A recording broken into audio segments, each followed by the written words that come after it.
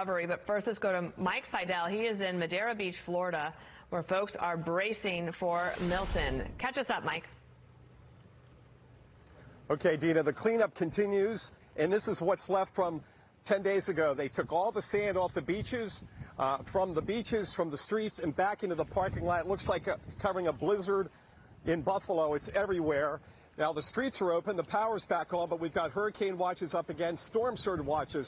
So we're going to get another big surge, forecast now 8 to 12 feet. It's going to take sand back into town. The surge here 10 days ago was about 9 to 10 feet. Already locals are back. They're just thoroughly disgusted with this, and they're taking some of the sand and making sandbags. Take a look at the satellite loop.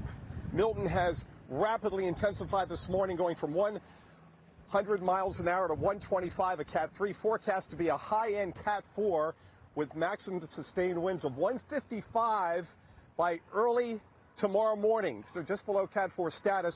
It is forecast to weaken somewhat before it makes landfall Wednesday night or early Thursday morning, but don't let your guard down. This is still going to be a very, very dangerous hurricane. There's the track coming in towards Tampa Bay.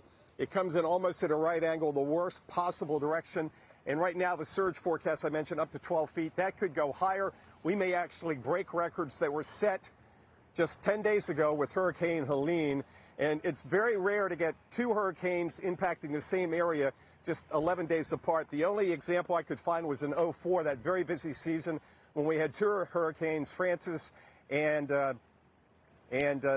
Jean, and they hit the same place around Stuart, Florida, 20 days apart. So we're in uncharted territory. This is going to be a very dangerous storm. And what they're trying to do today, I just saw a police escort get as much debris that's still on the streets here out of the way, because what are they concerned about, Dean and Jillian? The surge and the wind taking this debris, pushing it into the air, or just floating it away down the streets once again. Just a real mess, and just a very sad state of affairs as we look for landfall here in under 3 days. Mike, thank you for the update. We hope people will pay attention to the governor. He's going to speak at the bottom of this hour. Thank you. Hurricane Milton is expected to make landfall late Wednesday into early Thursday. Fox weather meteorologist Mike Seidel is in Madeira Beach, Florida. That's just west of St. Petersburg. Mike. Good morning, Harris. It is amazing how fast Milton has become just a monster storm.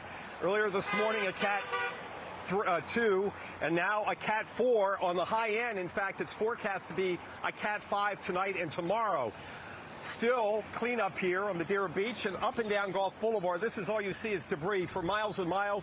Earlier, we had a police escort of dump trucks, of all things, about 40 to 50 dump trucks trying to get the debris out of the way before we get the next surge and next storm from Milton. The wind from Milton will gust easily over 100 miles an hour, and the surge is going to be running from 8 to 12 feet. By the way, that's the highest surge the Hurricane Center has forecast in the Tampa Bay area on record. So it could be a disaster. I mean, you think Helene was bad, it could be even worse. And this is the sand from Helene. They took bulldozers. It looks like the aftermath of a Buffalo blizzard here on the beach in Madeira. They brought all the sand here, and guess what? Wednesday, it's going to go right back towards the east. We got the hurricane watches up, the storm surge watches. They'll be upgraded to warnings, Harris. It's all hands on deck as everybody is wrapping up preparations and trying to get this debris out of the way so Milton doesn't pick it up, blow it away, and float it around come Wednesday night and Thursday. Harris? It seemed from the weather map you just showed us, the track of this is going to go up and then make a sharper turn and out to sea faster than Helene. Let's pray that that is the case and that some of these cities just simply don't see what you described because of the movement of the storm. But I was watching carefully as you were showing us that. Oh, wow. Here we go. We're ready. You just said they're ready, so did DeSantis. Yeah, I can tell you that North Carolina, South Carolina, Georgia, there's no way Milton can impact those areas. You know, North Carolina, just as bad as it gets. They're fine. But here in Tampa, it could be the worst possible scenario. They haven't had a direct hit in the Tampa Bay area in over 100 years, and it's coming in almost at a right angle. So yeah, I'm getting chills just saying it, just talking about that. All right, we're on it, and we're praying always for them as they brace. No, thank you very much. And with the danger looming and churning in the Gulf of Mexico, Fox team coverage starts now. Madison Scarpino live in Banner Elk, North Carolina on the fallout from Helene. But first, let's get to Mike Seidel. He is in Madeira Beach, Florida for us, in Milton's path. So who knows what's coming their way right now and your way. How much time do folks have to get out? Not much time, Sandra. This is going to hit Wednesday. Landfall expected Wednesday evening, and we're looking at a Cat 5 right now. But the only glimmer of hope is the official forecast weakens Milton to a 125-mile-an-hour Cat 3 by the time it makes landfall. So it saves us some wind, but we're still going to have this catastrophic surge. The other issue is the cleanup continues. Helene just hit here 11 days ago. To have two major hurricanes impact the same area in 11 days, not on the record books in recent memory. There's the debris starting there, and it goes for miles and miles. Dump trucks with police escorts today taking it to a landfill. They're trying to get this out of the way before the Gulf of Mexico comes back in and the sand gets redeposited. What they've done, Sandra, over the past 10 to 11 days, they took all the sand from Gulf Boulevard and inland and pushed it back in here, and we've got a crew in here trying to get rid of this heavy metal before the hurricane hits Wednesday. Take a look at the satellite loop. Boy, it just has blown up this morning. It was a Cat 2 earlier at sunrise. Now a Cat 5.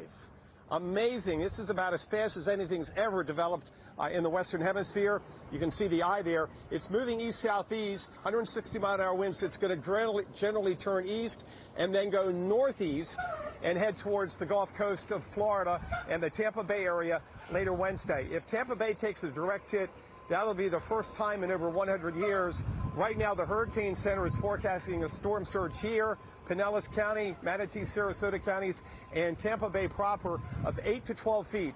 That is the highest surge they have forecast on record in Tampa Bay, and it could be just, you think North Carolina is bad, this could be as bad or worse.